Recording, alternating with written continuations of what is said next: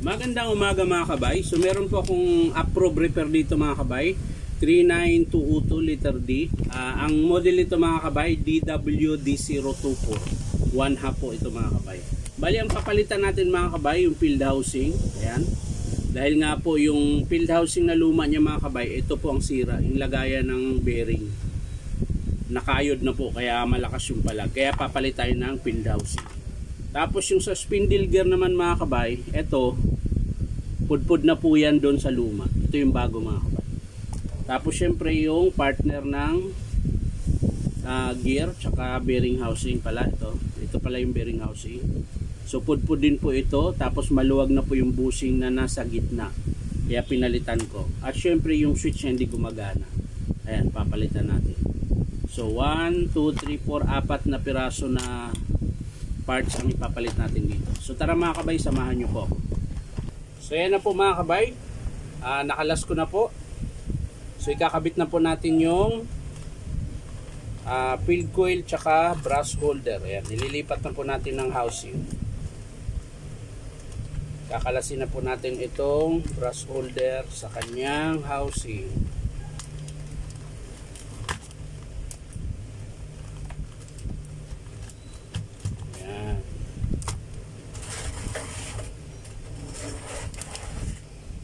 Ito yung papalitan natin na luma mga kabay.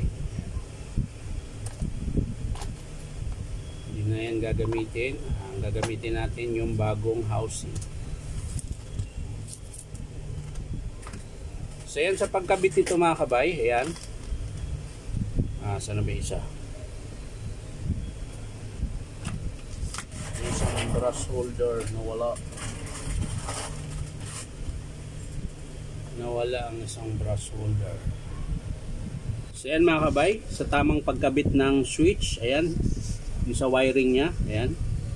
Yan po yung sa supply ng kuryente. Ngayon, sa field coil mga kabay, yung mahaba na kulay puti, ayan. Ayan. Dito po siya nakasuksok. Ayan. Tutusok mo lang yan mga kabay. Ayan. Ayan, hindi na siya mabubunot.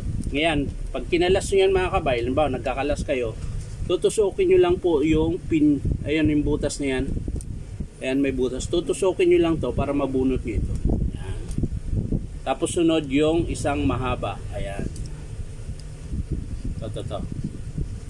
Itong mahaba nito mga kabay, ito yung nakarekta sa supply ng kuryente. Ayan. Ayan mga kabay. Dito po siya. Ayan. Tapos sunod yung carbon brass. Ayan. Ito muna yung kabilang field coil wiring na maiksi sa field coil, dito po yan mga kabay.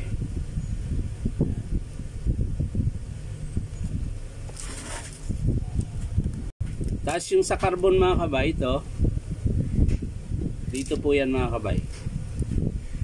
Yan. Lagi lang naman salitan yan eh. Kung saan yung isang carbon, dito din po yung isa. Yan. Tusok lang din yan mga kabay. Tapos syempre yung kulay itim na sa field coil dito po sa kabila. Yan. So ganyan po yung forma niyan mga kabay. Ayan. Carbon, field coil. Ayan. Tapos syempre yung capacitor niya mga kabay, dito lang yan sa switch. Ayan. Ayan. Yung dalawang to, magkakatabi lang po yan mga kabay dito. Ayan. Itusok mo lang yan sa dyan. Yan. Tapos yung isa dito sa kabila.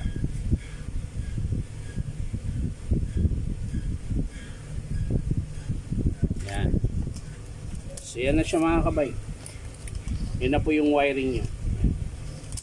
Ngayon, kakabit natin yung armature tsaka spindle gear. So yan mga kabay, nakabit na po natin yung field coil. Ang susunod natin yung armature tsaka yung bearing housing. Yung bearing housing mga kabay, ganyan lang po yung pagkabit. Ayan. Tapos ito, naluwagan na natin ito mga kabay, kaya madali na lang kung kalasin. Nilipat natin sa bagong spindle niya mga kabay. Ayan.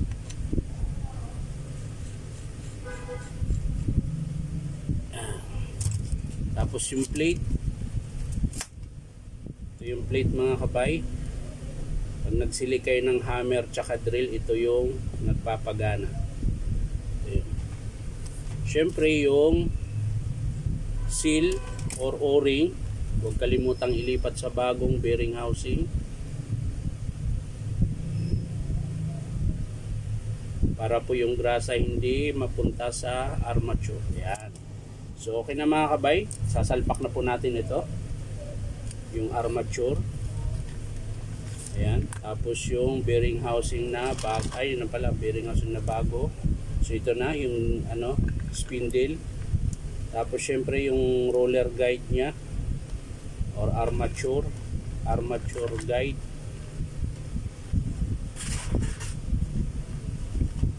Tapos yung plate. Ayan.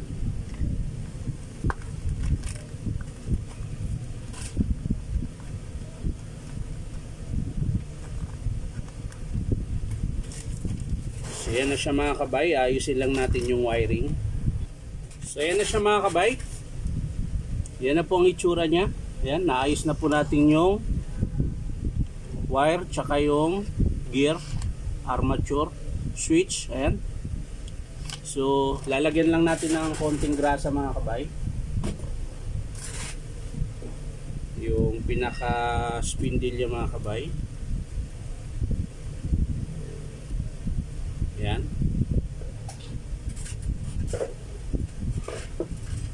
Bago natin isara. Ayan. So sasara na natin mga kabay. Siyempre bago natin isara, papaandarin muna natin, mamaya hindi gagana.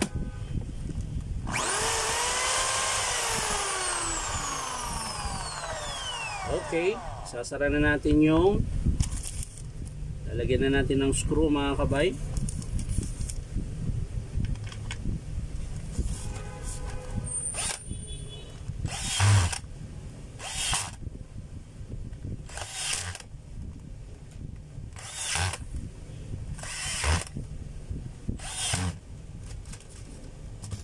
Isa pa.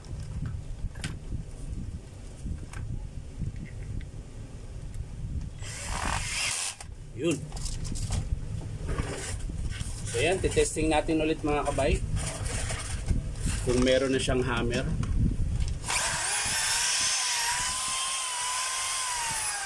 Ito yung hammer mga kabay.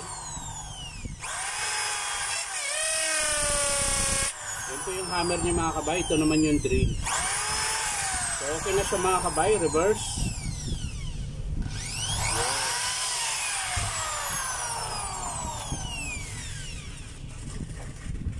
So yan lang mga kabay, maraming salamat sa panunood at palike and share na rin po. At syempre po, subscribe po sa aking YouTube account na Inom Tabay. So ito po yung pinagpalitan. Ayan.